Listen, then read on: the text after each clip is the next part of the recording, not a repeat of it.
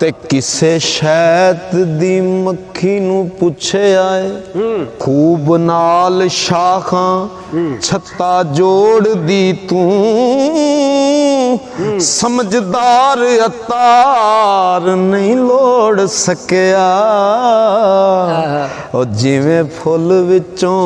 रसा नचोड़ दी तू कर तवाफ तू फुल ते बैठ जाए नहीं पतिया पकड़ मरोड़ दी तू नुक्ता दस सरदार खुदा करके किवें फुल ती शहद नचोड़ दी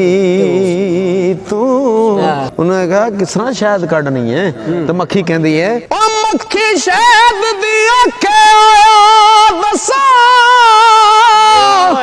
ओ मैं कोई इल्म नहीं बूद ना बूद पढ़ दी हाजर नाजर सरकार नू समझ के ते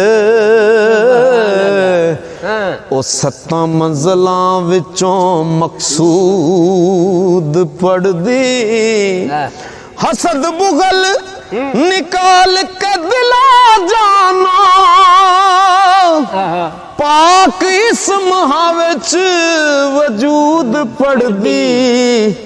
ओ हुंदा शायद नसीब सरदार साइयां